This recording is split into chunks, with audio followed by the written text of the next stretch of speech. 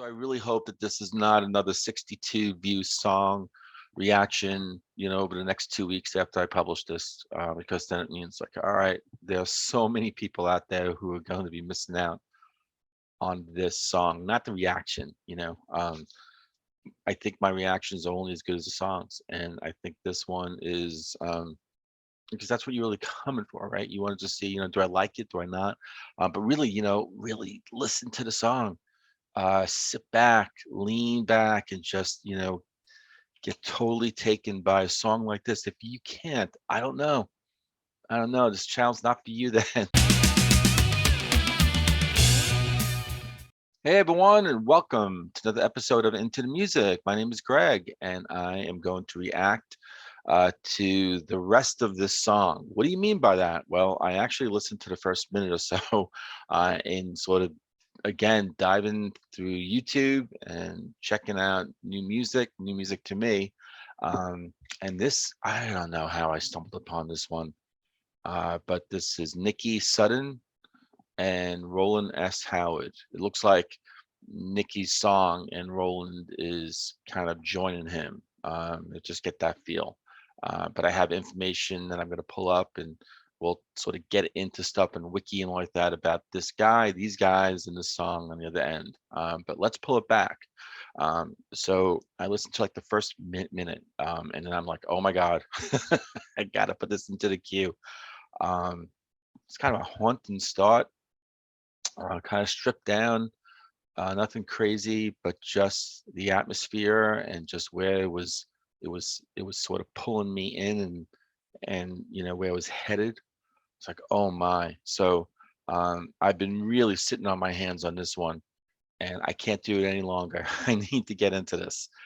So this is Nikki Sudden and Rowland S. Howard, and the song is Wedding Hotel.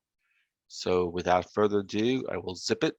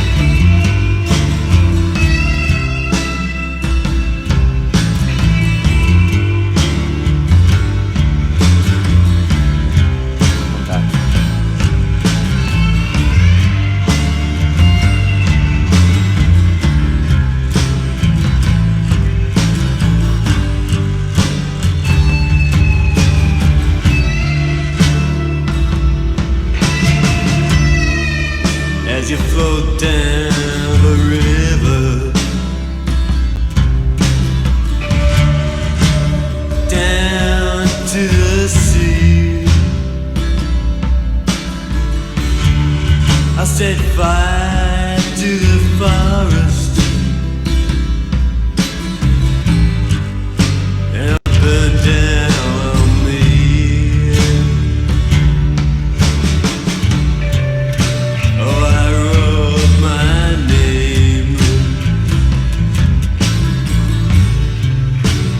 Back of your hand, and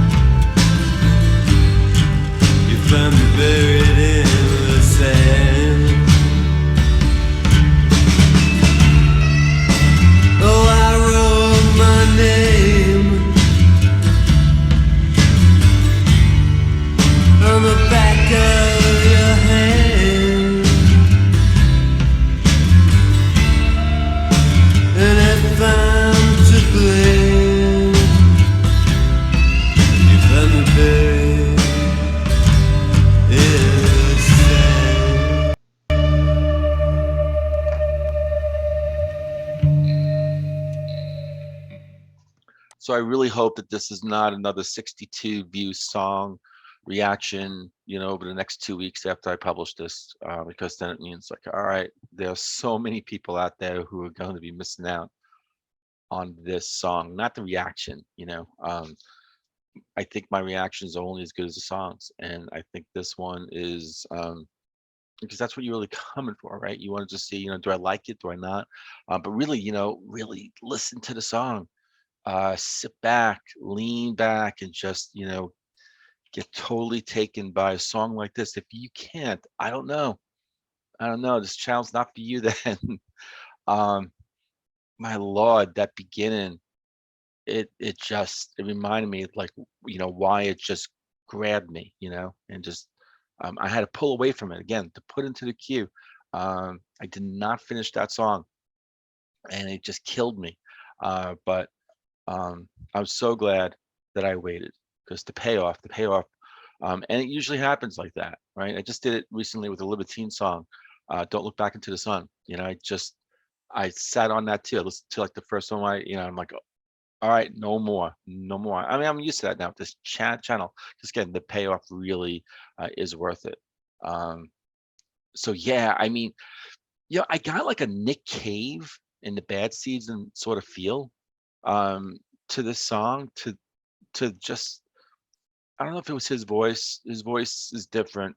It's got like a cigarette smoke kind of deep sort of sound to it, which is always interesting to me. Um, and And I guess, just the way it starts off with that sort of just the acoustic, um, the drum, it's just a simple kind of beat of like, just hitting, but it's got like that reverb, like that distant type of sound. It's haunting. Um, and then you had like the bass. Now, this is the thing that's just driving me crazy, because it sounds like the bass notes that were being played were on an acoustic, and he's just hitting sort of that sort of sixth string, you know, um, just kind of that, the E string kind of thing, and just hitting it, boom, boom, boom, boom. Sounds like a really sort of acoustic bass, unless it was an acoustic bass. But or maybe it was the bass going with the acoustic. I don't know. It was just driving me crazy, because it didn't sound like a traditional bass, um, and that's what made it even more interesting. So yeah, and then you had this slide that the way they got that sound out of that slide, and there was production to the song too, right? I mean, it's not an overproduced song, right? It's not. I mean, it's just there's that natural type of authentic type of feel to the song. These guys went into the studio, and what came out of there playing, maybe a couple of takes, that's what they got. But that slide though, and the sound they got out of that slide, oh, so I guess maybe that's where Rowland comes in. Is that like his contribution? Because I believe, my understanding, that he was the guitarist for Birthday Party. I wrote this down here, a couple of facts that I had sort of grabbed over time, because I actually did put this in my queue a few months ago. So a couple of things I picked up on Roland S. Howard. So is that him playing that sort of, that slide thing? Oh my God, that was so good. And again, it's like he wasn't going, crazy up a neck and shredding. No, didn't have to. But just the effect of that, that stretching that. Um, yeah, the impact that had on that song, on the song. Oof. Um, yeah, and then there was some keys that were in the background. I don't know if it was like a mellotron or was something going on. There was something that was a little different to like the keyboards that were in the background, especially at the end. There was some keys that were being played. This was smartly put together. This is kind of an emotional song, and the emotion is really driving this. Um, but there was also some real thought, into how to present. This is really a well-produced song, to really, bring, the total effect right in that feel, really, that emotion, right? Because there's real sadness, there's real darkness to this. This singer is really pouring his heart out, it seems like, right? He's kind of despondent. I gotta get into the lyrics more. But if I'm right on that, then the production matched that. And that's what they were trying to do. So yeah, so let me get into a little bit of the information about Nikki and Rowland and the song and everything. So Wiki is telling me that Nikki's full name is Adrian Nicholas Godfrey, born 1956, and he passed away in 2006. Okay, that's young, 49 years of age. How did he pass away? Somebody let me know. I don't know if I'm going to go through the whole entire. There's a lot of information in Wiki, um, so let me know how he passed and his career. He was born. Can I let his full name? London, England. Main influences on his career were artists such as T-Rex, the Rolling Stones, the Faces, Bob Dylan, and Johnny Thunders. Yeah, there's a Johnny Thunder song that's in my queue. I'll be getting to that at some point. Following the breakup of Swell Maps in 1980, he started a solo career and also released records with Dave Kuswith as the Jacobites. Okay. And then he collaborated with Mike Scott and Anthony Thistlethwaite of the Waterboys. We've done a couple of Waterboys. I'll be doing some more stuff from them.